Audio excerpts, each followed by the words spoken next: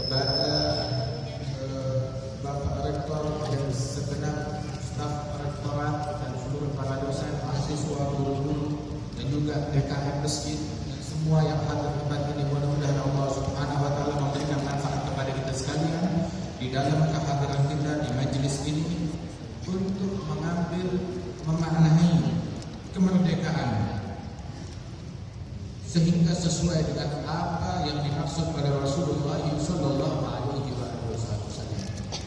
Perlu kita ketahui bahwasanya apabila kita mengenal Bapak kemerdekaan di Indonesia, mereka para pahlawan yang memiliki peran di dalam terwujudnya kemerdekaan di bumi Indonesia ini.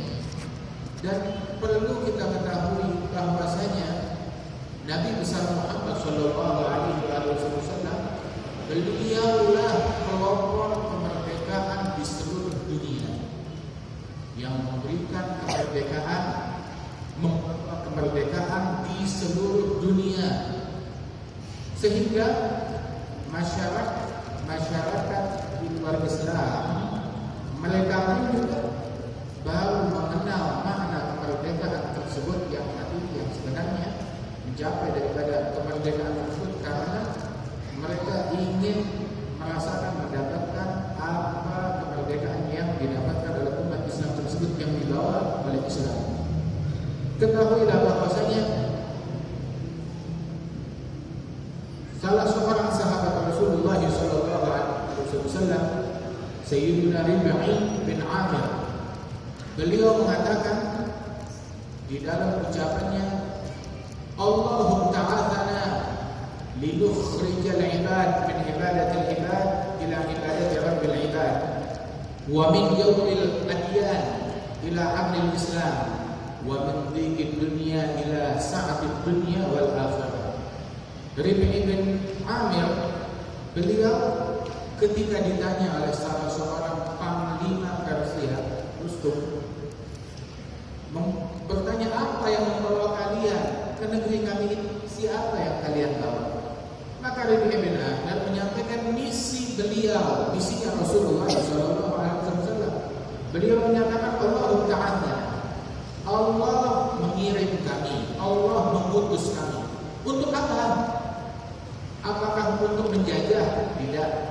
Apakah untuk menguasai negeri, tanah, tempat tinggal, menguasai, mencari budak, mencari pengikut, memperluas wilayah pemerintahan? Tidak. Tapi Allahu ibta'adana bukan untuk pendidikan pendudukan wilayah tertentu atau penjajahan masyarakat tertentu, tidak. Tetapi kita umat Islam diutus oleh Allah Ta'ala linukhrijal ibad, untuk mengevakuasi semua hamba-hamba Allah, untuk mengevakuasi manusia, mengevakuasi mereka dari penyembahan terhadap manusia lain menuju kepada penyembahan kepada Allah pencipta langsung. Sebab dulu kezaliman merajalela, penindasan merajalela, sehingga mereka merasa para penindas diktator tersebut, mereka merasa mereka nggak ada yang bisa membatasi mereka, hingga tidak sedikit dari mereka yang mentuhankan dirinya. Fir'aun yang menyatakan ana rabbukumul a'la, dan juga Namrud dan juga orang-orang yang lain. Maka Allah mengutus kami untuk menyelamatkan manusia dari penyembahan terhadap sesama makhluk menuju penyembahan kepada Al-Khaliq. Wa min jawril adyan ila adlil Islam, untuk mengevakuasi mereka dari kezaliman yang mengatasnamakan agama-agama menuju kepada keadilan yang ada di dalam Islam, yang mana Islam ini betul-betul adil. Dan yang ketiga, wa min dhiqid dunya ila sa'atid dunya wal akhirah, menyelamatkan manusia dari sempitnya pemikiran dunia mereka menuju betapa luasnya kelapangan dunia dan akhirat. Itu orang yang belum beriman kepada akhirat, bagaikan kapak dalam tempurung, mengira bahwasanya kehidupan itu cuma sampai kematian sudah itu selesai. Picik sekali. Itu baru sesuatu yang awal dari fase kehidupan yang harus dia lalui, hanya 60-70. Tetapi setelahnya ribuan tahun, puluhan ribu tahun yang harus dia pikirkan dengan matang, dengan panjang. Nah karenanya di dalam Islam yang dibawa oleh Rasulullah SAW serta dilanjutkan oleh para sahabat dan keluarganya Nabi Muhammad SAW, kemanapun mereka pergi menolong orang, menyelamatkan manusia, mengevakuasi manusia dari penindasan. Seperti Nabi Musa yang diutus oleh Allah Subhanahu wa taala untuk menyelamatkan Bani Israel dari penindasan Fir'aun, hingga Fir'aun menindas mereka, memaksa mereka untuk menyembah kepada Fir'aun. Begitu juga Nabi Ibrahim sendirian, yang mana beliau pun juga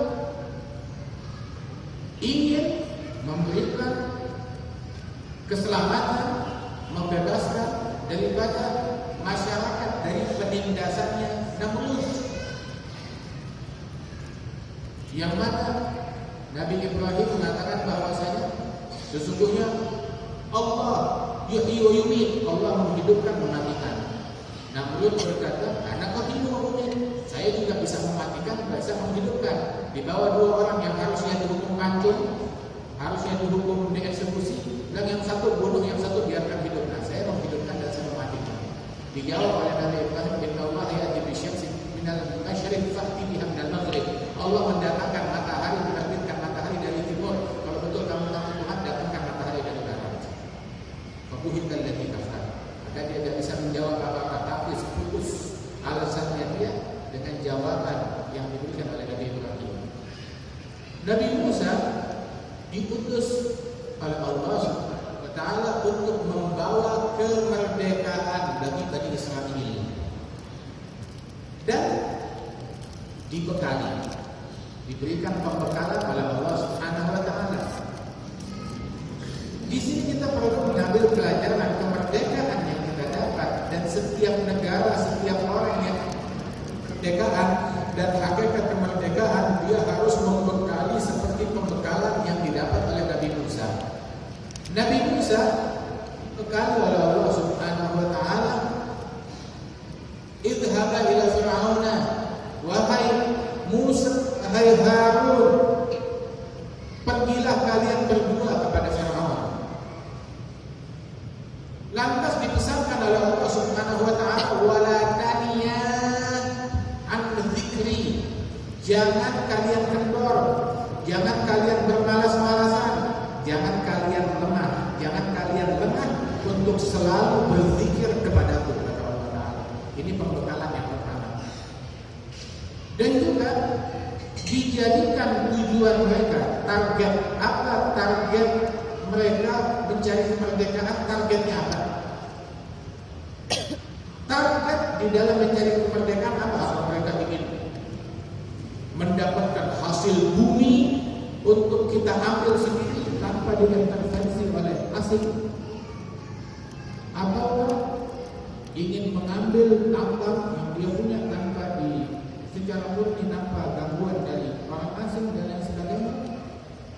Targetnya, tujuannya, puncaknya, sebagaimana yang disampaikan oleh Nabi Musa ketika mengungkapkan niatnya kepada Allah Ta'ala dalam bentuk doa.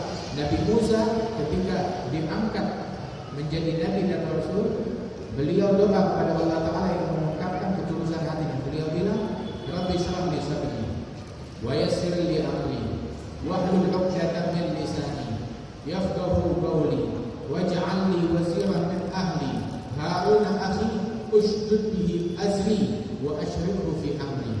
Ini pembekalan dengan doa. Doa yang demikian banyak. Apa? Nabi Musa tidak minta persenjataan untuk mengalahkan Fir'aun, untuk meraih kemerdekaan.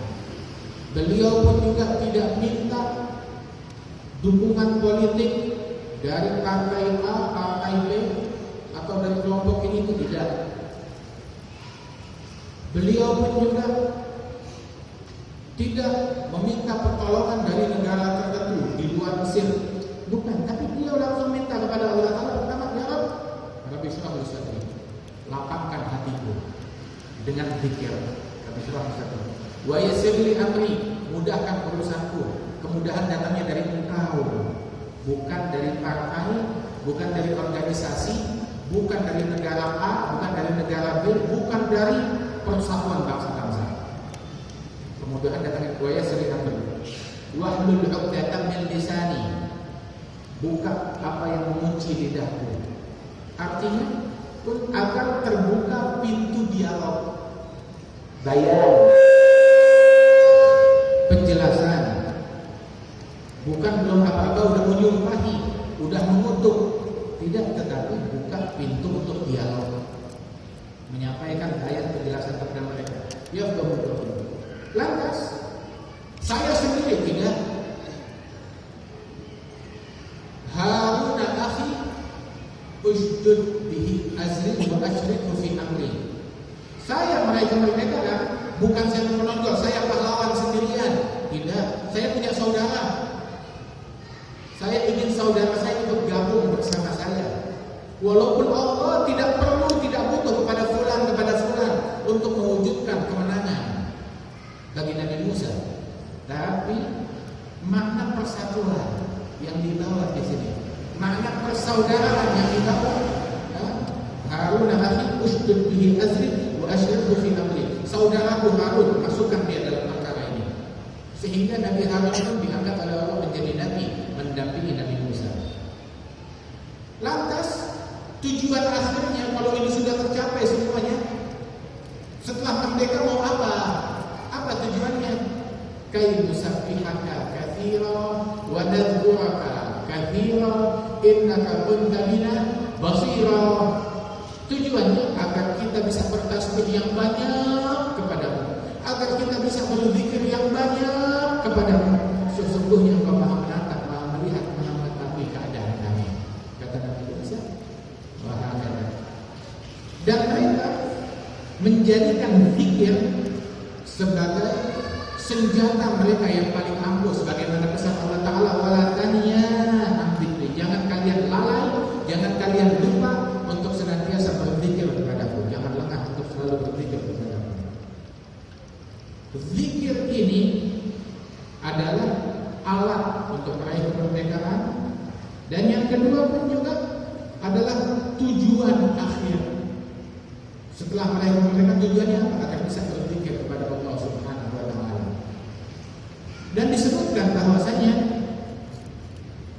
kemerdekaan yang hakiki adalah ketika batin kita, jiwa kita merdeka dari sifat-sifat yang tercela, dari akhlak-akhlak yang bejat, dari perangai-perangai yang busuk. Manakala kita bisa memerdekakan jiwa kita dari hal tersebut, maka kita pada hakikatnya orang yang merdeka. Nabi Ibrahim, beliau sendirian, satu-satunya muslim pada masanya, menghadapi Namrud. Apa yang dia punya?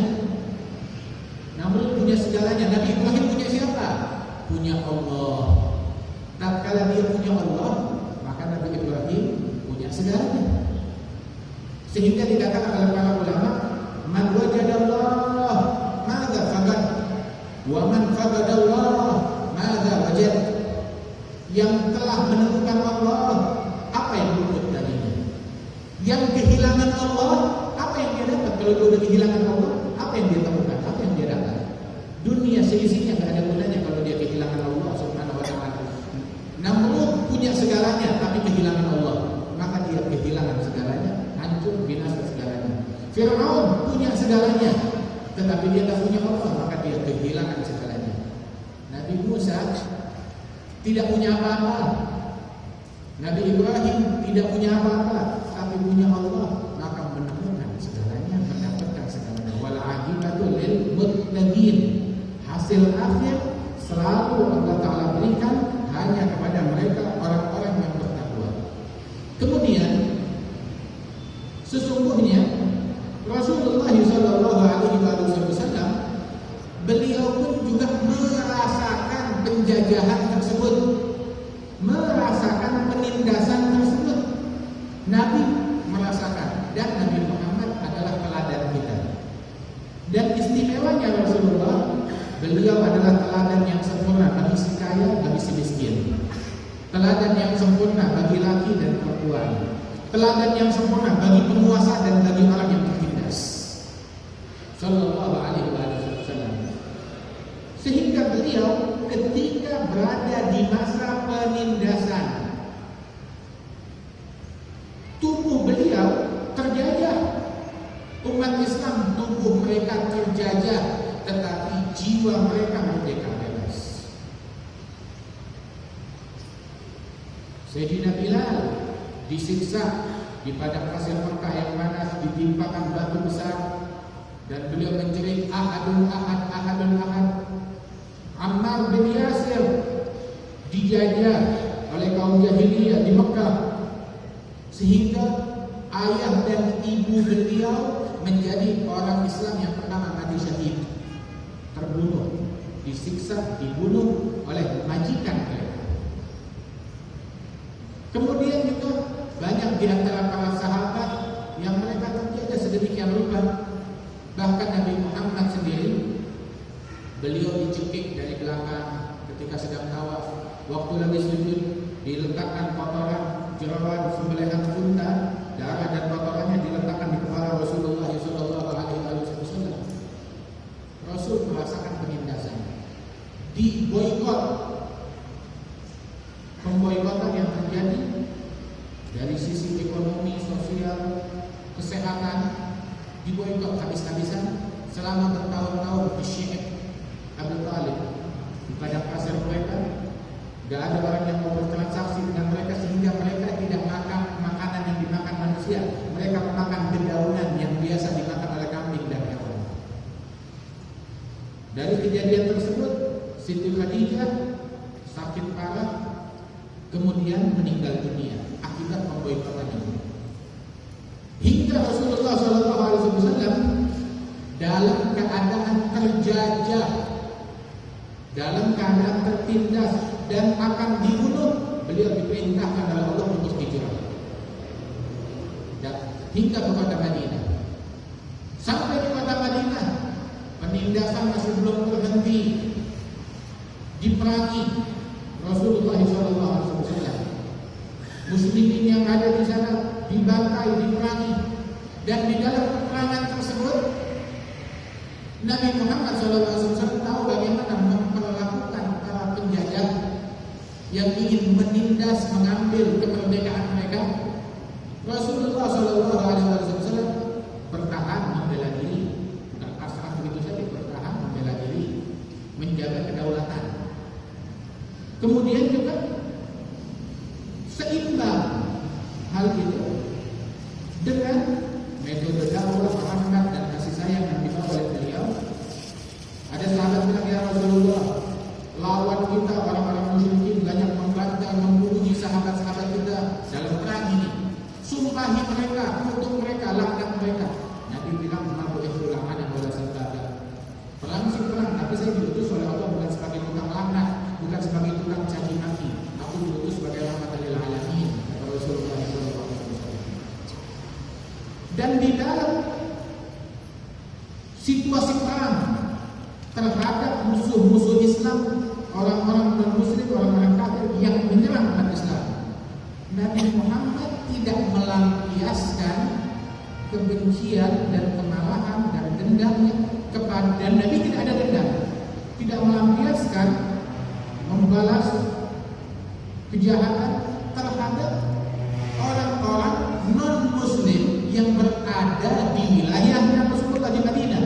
Yang saat itu Madinah itu ada komunitas Islam. Komunitas Islam juga beragam, dari suku Muhajirin bukan cuma dari Mekah saja, dari macam-macam tempat, dari berbagai pelosok daerah, dari beragam suku datang ke Madinah. Kompleks keadaan di Madinah masyarakatnya. Dari kaum Ansor, mereka juga ada dua kelompok, suku Aus, suku Khazraj, yang ratusan tahun berperang diakurkan dengan Islam. Tidak ada agama manapun yang bisa mengakurkan mereka. Tidak ada organisasi apapun yang berhasil mendamaikan mereka. Cuma Nabi Muhammad yang berhasil mendamaikan mereka, dan kedamaian mereka berlangsung hingga sekarang ini. Suku Aus dan Khazraj, masyarakat Ansar. Sehingga kita udah tidak pernah dengar lagi suku Aus, suku Khazraj, kita udah tidak pernah dengar itu lagi, kecuali disebutkan kaum Ansar, pembela Nabi Muhammad SAW. Dan di Madinah ada kaum musyrikin, dan di Madinah ada suku-suku Yahudi. Nabi Muhammad tidak melampiaskan kemarahan kepada mereka. Oh, gara-gara mereka ini Siti Khadijah istriku terbunuh. Tidak, mereka tidak ada hubungan apa-apa, tidak ada salah apa-apa. Bahkan ada pemuda Yahudi yang bekerja di rumahnya Rasulullah SAW, seorang anak kecil dari orang Yahudi. Dia tertarik dengan Nabi Muhammad, tertarik dengan metodenya Nabi. Tiap hari ke rumah Nabi, ikut bantu-bantu membersihkan rumahnya Rasulullah SAW. Hingga di akhir hayatnya, anak muda tersebut masuk Islam di tangannya Nabi Muhammad SAW. Tidak ada Rasul memaksa, kamu kalau mau kerja sama saya, kamu harus masuk Islam. Dipaksa oleh Nabi Muhammad SAW. Dan ketika Nabi Muhammad meraih kemenangan di dalam perang Badar terhadap orang-orang yang dulu menjajah umat Islam, membantai sahabat Rasulullah, itu jenazah kaum musyrikin. Apa yang Nabi lakukan terhadap mereka? Bukan dibakar, bukan dibiarkan busuk di padang pasir, tidak. Nabi bilang, ayo kita gali lubang.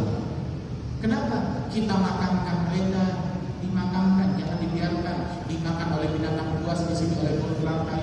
Diselamatkan jenazah mereka oleh Rasulullah SAW. Wahai masyarakat modern, ya, tanyakan kepada orang-orang modern dari barat, dari timur, ya, yang menjunjung tinggi kemanusiaan, hak asasi manusia. Tetapi kalau dia sudah tidak setuju dengan suatu pemerintahan, maka betul-betul diboikot. Obat-obatan nggak boleh masuk, bahan bangunan nggak boleh masuk, bahan pangan nggak boleh masuk. Nggak peduli laki, perempuan, orang tua, anak kecil, wanita, semuanya dibantai habis. Dan jenazah mereka dibiarkan membusuk begitu saja. Waliyadzubillah min dzalik. Dan Nabi Muhammad menyikapi jenazah para penjajah tersebut, diperlakukan oleh Rasulullah, dimakamkan di dalam galim Badar. Dalam lubang yang Rasulullah bangun, yang Rasulullah gali untuk memakamkan jenazah mereka.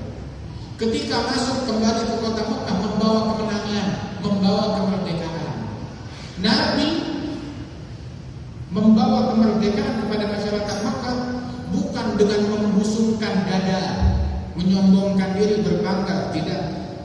Tapi Rasulullah naik untanya, menunduk dengan khusyuk, janggutnya hampir-hampir bersentuhan dengan kepala Mekah. Saking menunduk dengan tawadhu, dengan khusyuk. Sehingga hal itu membangkitkan simpati dari kaum musyrikin yang ada di Mekah.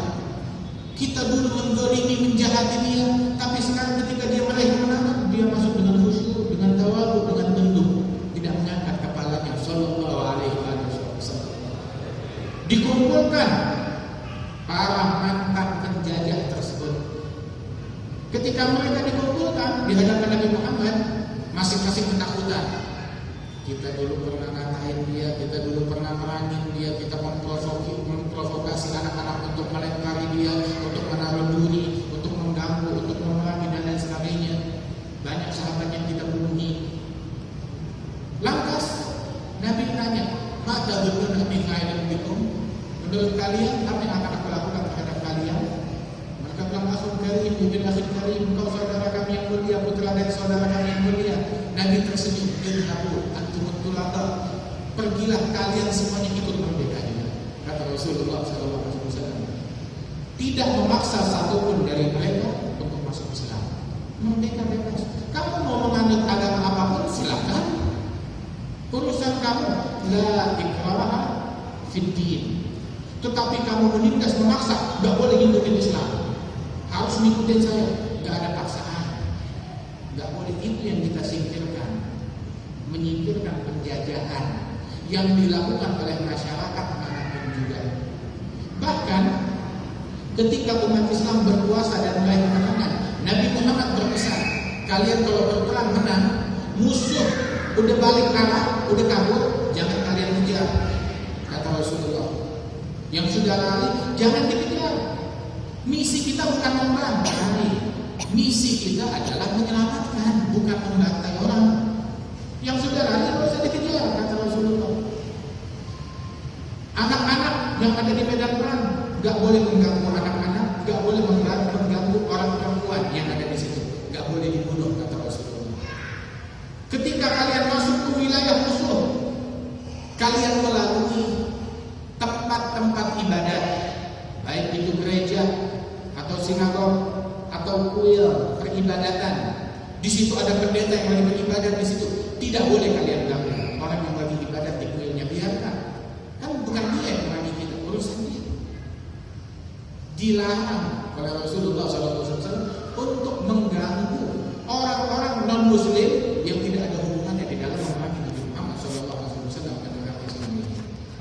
Bahkan Rasulullah berpesan, man qatala dzimmiyan aw mu'ahadan lam yarah raihatal jannah. Yang membunuh orang kafir dzimmi yang dilindungi oleh negara, maka dia muslim yang membunuh orang non-muslim lainnya yang dilindungi di dalam negara, lam yarah raihatal jannah, tidak akan mencium harumnya surga. Harumnya surga akan dia cium.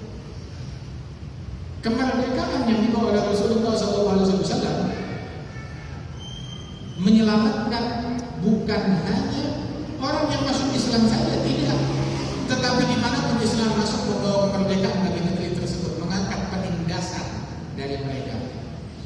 Islamlah satu-satunya agama yang berhasil mengikis habis perbudakan dengan metode yang tidak menimbulkan kerusuhan. Amerika baru berhasil lolos dari perbudakan berapa tahun yang lalu, berapa ratus, 100 tahun yang lalu, 200 tahun yang lalu baru berhasil. Dan itu pun dengan perjuangan panjang, dengan perlawanan yang berat. Eropa pun juga demikian. Dan sampai sekarang masyarakat Afrika yang ada di sana, keturunan Afrika yang ada di sana, mereka hingga saat ini masih belum lepas dari diskriminasi di negara-negara tersebut.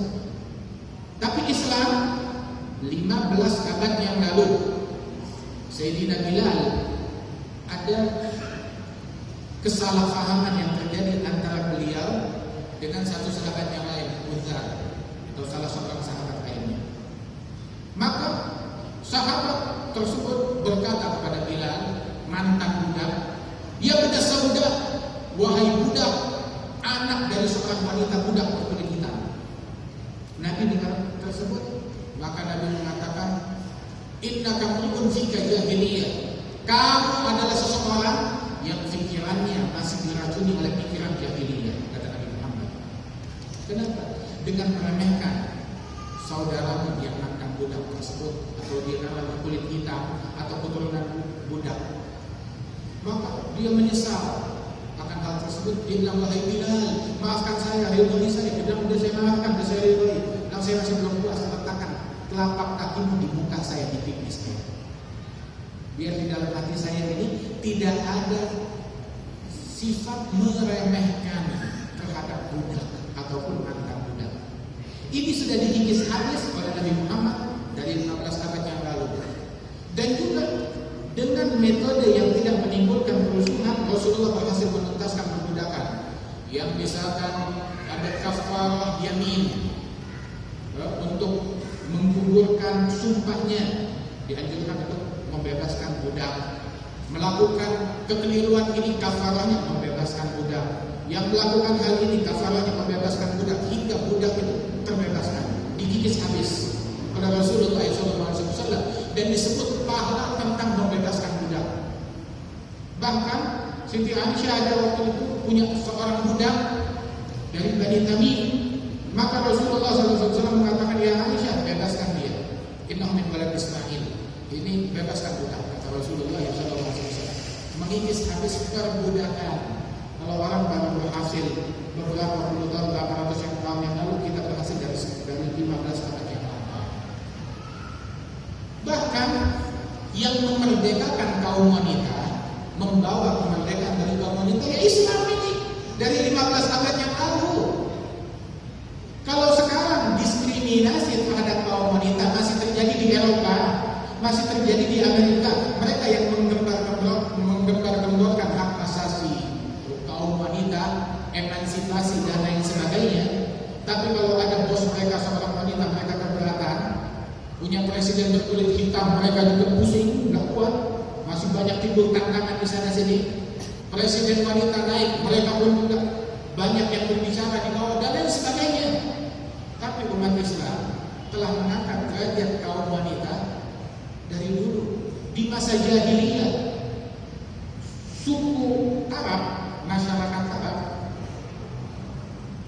dan seluruh masyarakat di dunia sebelum datangnya Nabi Muhammad, semuanya dalam keadaan jahiliyah.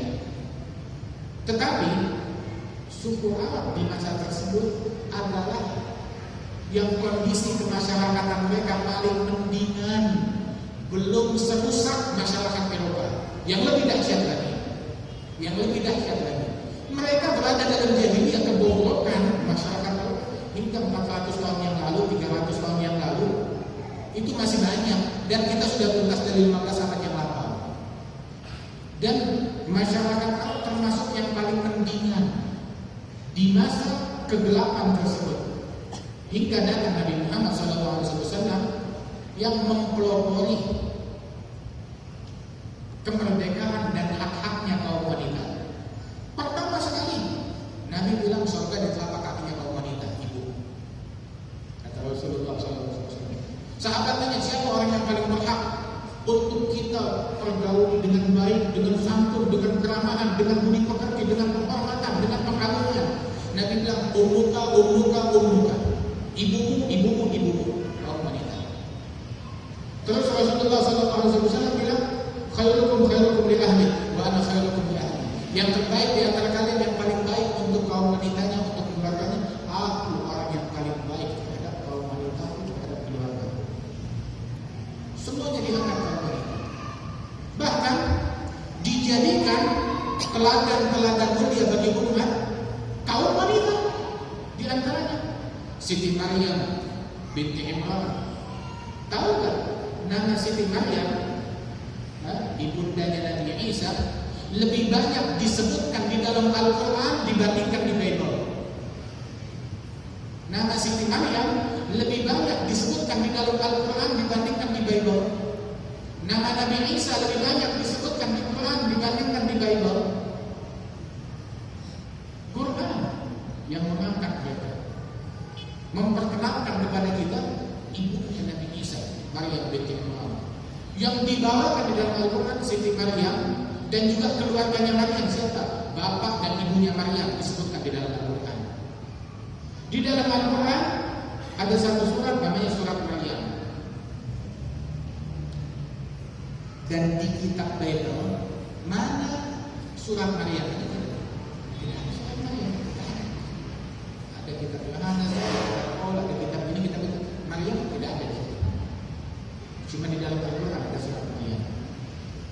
Di dalam Al-Quran disebutkan tokoh-tokoh wanita, di antara ibunya Nabi Musa disebutkan di situ. Wa auhayna ila ummi Musa an ardihi fa idza khifti alayhi fa alqihi fil yam wa la takhafi wa la tahzani inna radduhu ilayki wa ja'aluhu minal mursalin. Susui Nabi Musa dijelaskan wahyu Allah kepada ibundanya Nabi Musa. Di dalam Al-Quran sosok wanita yang lain adalah Asiyah binti Muzahim, istrinya Fir'aun yang beriman kepada Nabi Musa. Banyak sosok-sosok wanita-wanita mulia di dalam Al-Quran, dan di dalam hadisnya Nabi Muhammad lebih banyak lagi disebutkan dengan sosok-sosok mulia tersebut. Islam yang mengangkat derajat kaum wanita, menjaga mereka hingga tidak menjadi objek seks dan pikiran busuk dari laki-laki yang hatinya busuk. Yang mana dunia barat sampai masih belum berhasil untuk menjaga kaum wanita dari fitnah musuh. Pemerkosaan terjadi di mana-mana, ya. Penindasan kejahatan terhadap kaum wanita terjadi di mana-mana, dan sebagainya dan sebagainya. Nah, ini kemerdekaan yang hakiki dibawa oleh Nabi besar Muhammad Sallallahu Alaihi Wasallam. Kemudian juga kita nanti masih ada pertanyaan sedikit. Yang terakhir di sini bahwasanya penjajahan yang terjadi, ulama menyebutkan tidaklah seseorang berhasil dijajah negerinya, tanahnya, tempat tinggalnya, baik itu di Palestina ataupun di negara-negara Islam lainnya. Tidaklah mereka dijajah tanah mereka, negeri mereka, melainkan setelah sebelumnya jiwa dan hati mereka dijajah oleh musuh-musuh Islam. Terjadinya penjajahan, pendudukan terhadap tanah umat Islam itu tidak terjadi, tidak terwujud, melainkan setelah musuh sukses menduduki hati jiwa umat Islam, dirusak dengan moral dan akhlak. Dan itu yang terjadi.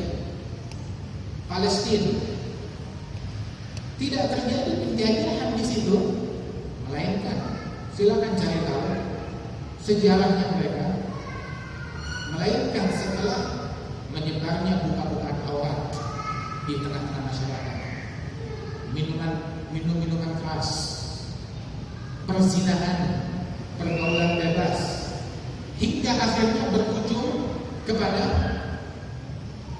penjajahan ke tanah mereka.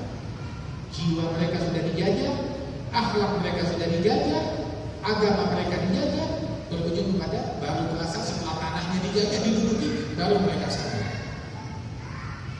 Penjajahan itu ada tahapnya, tidak langsung masuk begitu saja. Nah, kita pun juga sekarang introspeksi diri kita. Apakah moral kita terjajah? Apakah akhlak generasi kita terjajah? Apakah pemikiran bangsa kita terjajah? Sebab jangan sampai ini nanti berujung kita baru sadar setelah tanah kita diduduki, baru kita sadar. Selama ini tanah jiwa kita, hati kita diduduki, kita belum sadar. Begitu tanah rumah kita diduduki oleh mereka, baru kita sadar sudah terlambat saat itu. Cegah penjajahan dari titik pertama mereka ingin menjajah kita. Dan kemerdekaan tidak datang dengan saya mau memerdekakan tanah saya, langsung tanah merdeka begitu saja, tidak. Tetapi setelah kita memerdekakan jiwa kita dari penjajahan akhlak, penjajahan moral, penjajahan karena faktor kebodohan dan lain sebagainya, dari situ.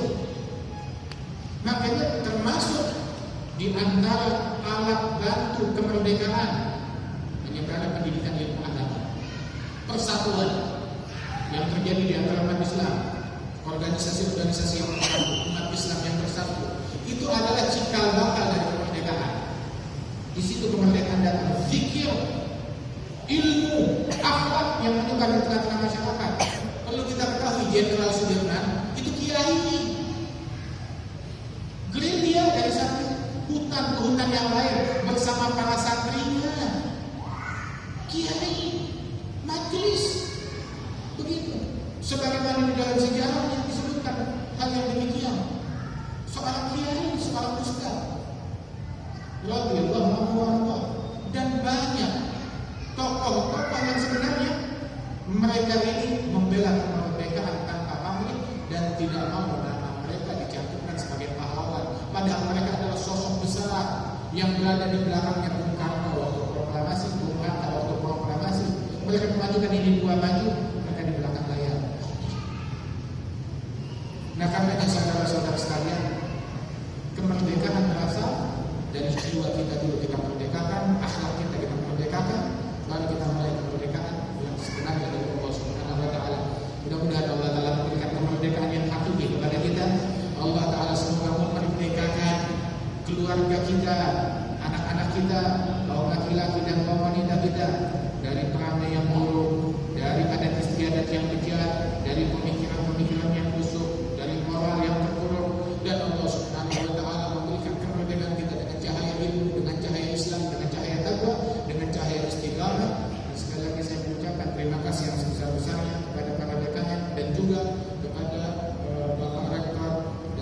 segenap staf rektorat, para dosen, para guru-guru, para mahasiswa, para hadirin dan hadirat. Mudah-mudahan Allah Subhanahu wa taala memberikan pencerahan kepada kita sekalian di dalam majelis yang saat ini. Amin ya rabbal alamin. Wa sallallahu ala sayyidina Muhammad wa ala alihi wasallam. Alhamdulillah rabbil alamin. Alhamdulillahirabbil alamin.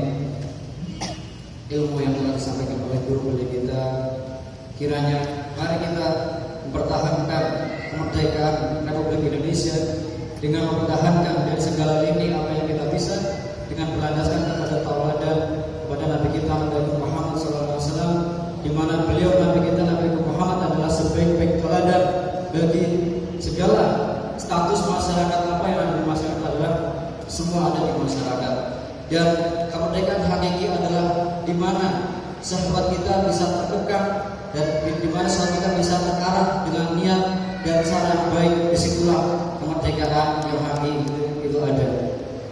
Baiklah, untuk menginjak acara selanjutnya adalah sambutan dari ayahanda kami, yaitu Bapak Rektor Universitas Diponegoro. Beliau adalah Bapak Profesor Dr. Yusuf Utama MHum.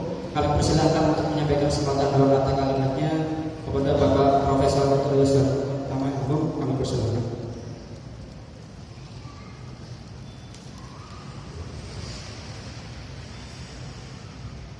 Bismillahirrahmanirrahim. Assalamualaikum warahmatullahi wabarakatuh. Alhamdulillah, alhamdulillah alamin. Subhanallahi walhamdulillahi wa la ilaha illallah wallahu akbar. Wa la haula wa la quwwata illa billahil azim. Allahumma shalli ala sayyidina Muhammad wa ala alihi wasallam. Yang saya hormati Habib Jindan, kemudian para pengurus takmir masjid kampus, dan yang utamanya adalah saudara sekalian peserta acara yang sangat mulia hari ini. Saya terus terang kaget sekali, karena saya tidak tahu bahwa rencana ternyata Habib ada waktu di Semarang dan langsung dibawa ke sini begitu. Ya, alhamdulillah. Tadi yang disampaikan, tadi saya hanya segera keluar, tapi begitu saya mendengar Habib yang disampaikan, wah inilah kemerdekaan yang sebenarnya. Inilah, jadi bahasa itu inspiring. Jadi alhamdulillah di sore cerah ini kita mendapatkan satu tambahan ilmu, tambahan pemahaman tentang masalah kemerdekaan. Contohnya nggak jauh-jauh, contohnya Rasulullah SAW. Makanya ini juga menjadi semangat bagi kita setelah pembebasan. Kadang-kadang ini yang menjadi satu pepatah. Tadi Habib sudah menyampaikan, dimulai didudukinya tanah orang Islam karena dimulai penjajahan akhlak. Makanya kita bersama-sama juga jadi nasihat biasa sendiri yang kebetulan disuruh diberi amanat untuk jadi lurahnya Undip untuk menjaga itu. Mohon dukungan supaya kami bersama-sama yang diberi amanat bisa menjaga Undip ini akan tetap bisa menjaga akhlakul karimah. Amin ya rabbal alamin. Dan yang saya khawatirkan selalu, jangan sampai kita baru merasa memiliki justru pada saat kita sudah kehilangan. Ini yang saya khawatirkan selalu. Kita anggap biasa saja, ada gerakan-gerakan apa, kita anggap sudahlah itu ada evolusi. Kita tidak bisa seperti itu. Kita harus ada rasa peduli pada hal-hal yang memang bertentangan dengan akidah Islam. Kita harus bersama-sama bergandeng tangan menghadapi itu semua agar tidak terjadi. Pelan tapi pasti insya Allah dengan ridha Allah, kalau kita bersatu umat Islam, insya Allah kita akan bisa menjaga karomah yang ada di Indonesia. Saya kira saya jawab demikian. Sekali lagi saya terima kasih Habib. Pesan saya dari kami sering-sering audit. sering-sering mudik, karena bahkan nanti insya Allah bulan Oktober ada rencana undi bersolawat. Ya, undi bersolawat, jadi sudah disiapkan teman-teman yang persiapan sudah lengkap. Ya, saya sendiri bukan orang Bapak, jadi hanya bisa kita tahu kalau pegang aja alat sama di sini. Ya. Makanya itu saya katakan pada mahasiswa, semangat kemerdekaan, semangat mudah-mudahan saya demikian, terima kasih. Mohon maaf jika ada kurang berkenan atau catatan sambutan. Terima kasih. Billahi taufiq wal hidayah. Wassalamualaikum warahmatullahi wabarakatuh.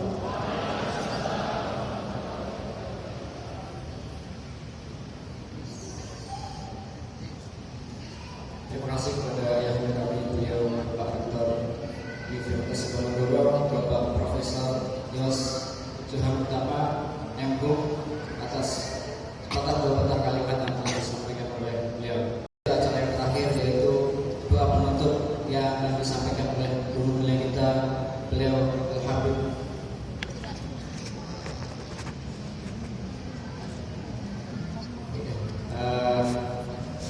Dipersilahkan kepada teman-teman yang mungkin ingin bertanya. Satu, silakan yang ingin bertanya kepada Habib guru kita, guru mulia. Kami persilahkan. Dari ikhwan mungkin.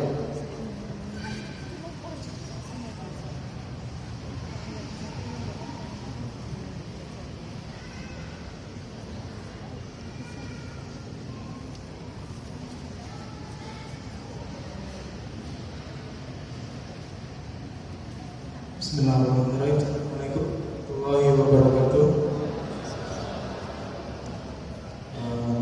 Ya Habib, perkenalkan nama saya Falian Maditra Pratama. Saya izin bertanya ya Habib.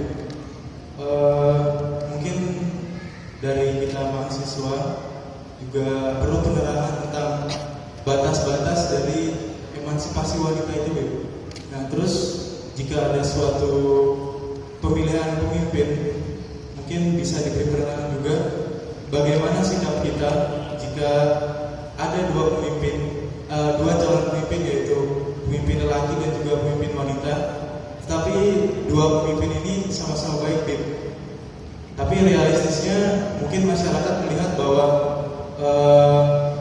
citra dari calon pemimpin wanita itu mungkin bisa dibilang lebih tinggi daripada pemimpin lelaki tersebut.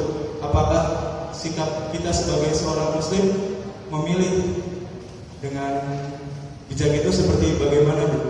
Mungkin itu aja, mungkin terdapat salah kata, kurang lebih mohon maaf. Assalamualaikum warahmatullahi wabarakatuh.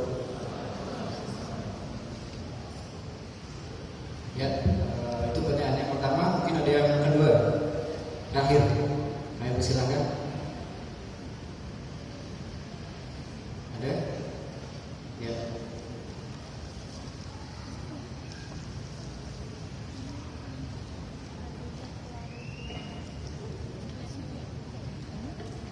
Bismillahirrahmanirrahim. Assalamualaikum warahmatullahi wabarakatuh. Perkenalkan Habib, nama saya Hiztu Waluyo dari warga Tembalang. Kebetulan Habib adalah idola di keluarga kami, sehingga anak kami yang laki-laki kami beri nama Muhammad Jindan Abdul Syakur. Mohon barokahnya. Ada pertanyaan yang menyangkut dengan kemerdekaan kita, baik itu secara sifat maupun akhlak, di mana kita seorang awam mudah sekali tergelincir. Apalagi kita mengetahui bahwa sesuatu itu adalah haram, sesuatu itu adalah makruh, bahkan syubhat.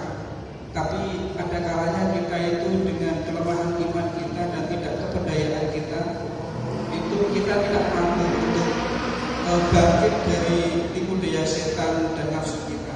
Nah, pertanyaan dari kami, mungkin ada tip-tip tertentu untuk kita dapat tergugah dan keluar dari maksudnya dari jebakan setan tersebut. Terima kasih. Wassalamualaikum warahmatullahi wabarakatuh. Barakallahu fiikum wa fi auladikum. Assalamualaikum muslimin wa ahli wa auladina ajma'in amin. Adapun permasalahan emansipasi, itu perlu satu bahasan yang cukup panjang lagi untuk kita jelaskan. Ya. Kemerdekaan aja kita masih belum selesai kita bahas, cuma waktu yang membatasi.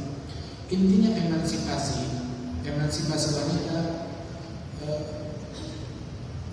Islam bukan ingin mendorong kaum wanita untuk sejajar dengan kaum laki-laki. Keliru. Islam bukan ingin mendorong kaum wanita untuk membuat mereka menjadi termotivasi untuk menjadi setara dengan kaum laki-laki. Itu keliru. Islam ingin memotivasi para muslimat, para kaum wanita untuk menjadi lebih baik dari kaum laki-laki. Dan Islam memotivasi setiap orang, laki ataupun wanita, untuk menjadi manusia yang terbaik bagi manusia lain, laki ataupun perempuan. Khairun nas anfa'uhum, sebaik-baiknya manusia yang paling bermanfaat untuk manusia lainnya. Dan kemajuan, baik dia itu laki ataupun kaum wanita, perlombaan antara mereka bukan perlombaan primitif. Tahu perlombaan primitif? Ada lomba primitif walaupun berdasi, walaupun berparfum, walaupun bermobil mewah, tapi kalau akalnya sekali primitif tetap primitif juga. Apa perlombaan primitif? Adu banyak uang, adu banyak harta, ataupun juga berlomba-lomba dalam harta, uang, jabatan, dunia. Itu primitif. Dari zaman dulu standar kemajuan suatu tatanan masyarakat, standarisasi mereka itu dengan melalui harta, dunia, jabatan, pengikut. Itu primitif. Dari zaman jahiliyah seperti itu. Bukankah Fir'aun, dia menyangka kerajaannya, pasukannya, hartanya itu yang membuat dia percaya dan menjadi unggul dibandingkan ras lainnya. Bukankah itu yang membuat Namrud menyombongkan diri? Bukankah Qarun menganggap dirinya ras yang paling mulia, orang yang paling mulia dengan harta yang dia punya, dengan kecerdasan yang dia punya? Perlombaan bukan dalam hal duniawi, tetapi Islam memotivasi setiap individu menjadi individu yang terbaik, baik dia laki ataupun wanita, adalah dengan mencari kedudukan di sisi Allah, mencari pahala di sisi Allah. Kaum wanita, mereka bukan menjadi mulia, ayo dengan desak-desakan dengan kaum laki-laki, ataupun juga dengan meraih jabatan tinggi, ataupun juga dengan harta yang banyak. Bukan di situ itu primitif.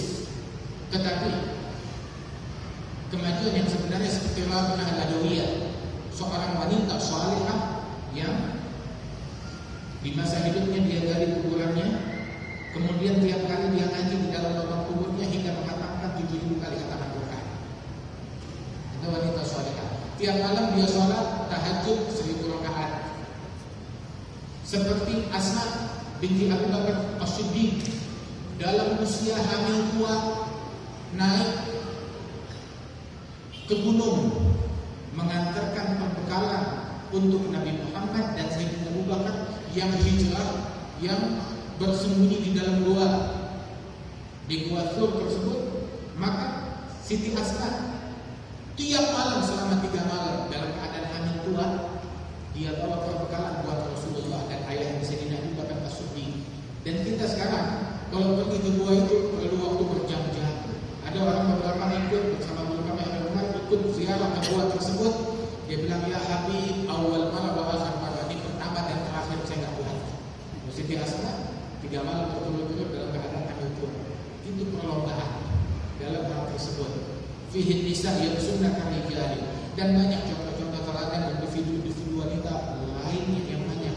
Dan kita mengidolakan kaum wanita. Target kaum wanita bukan untuk menjadi seorang wanita, wanita karir seperti artis, seperti pedangdut, seperti bintang film. Yang dikejar targetnya itu.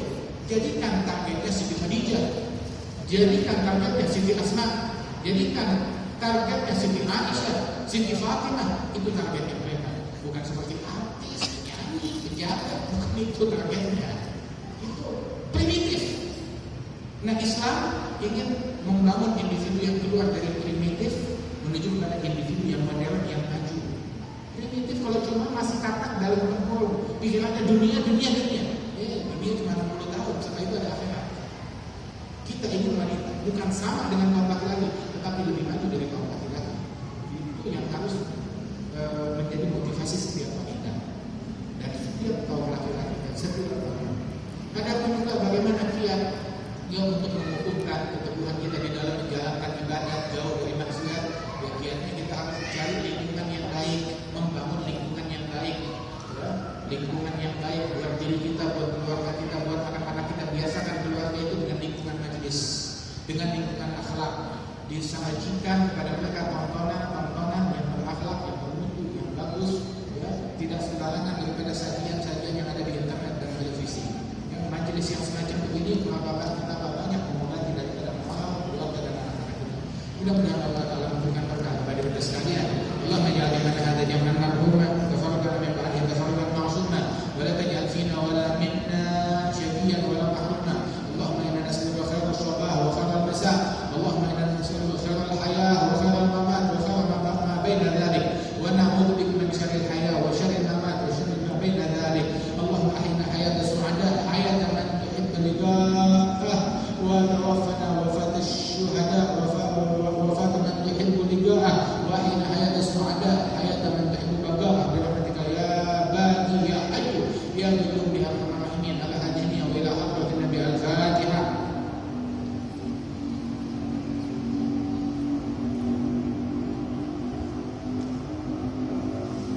Dan juga insya Allah dalam pertemuanannya kita bisa berjumpa lagi, bisa hadir lagi di tempat ini.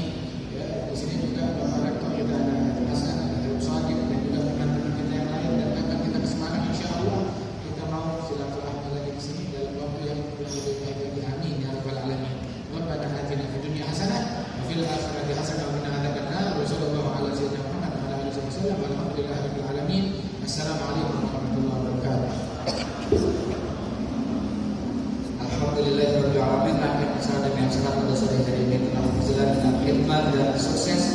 Terima kasih atas kehadiran hadirin dan hadirat. Semoga pertemuan kita di sini berlanjut dengan pertemuan kita di surga kelak di Firdaus A'la bersama Rasulullah SAW, dan semoga doa yang telah dibacakan tadi segera dikabulkan oleh Allah Subhanahu Wa Taala sehingga Indonesia menjadi negara yang sekali merdeka tetap merdeka, sehingga kita semua masyarakat Muslim bisa menjadi seorang insan yang benar-benar bertakwa kepada Allah Subhanahu Wa Taala. Dari kami selaku pembawa acara, apabila banyak perkataan yang kurang berkenan di hati para hadirin wal hadirat, kami mengucapkan minta maaf yang sebesar-besarnya. Wabillahi taufiq wal hidayah. Wassalamualaikum warahmatullahi wabarakatuh. Allahumma shalli ala Muhammad. Ya Rasul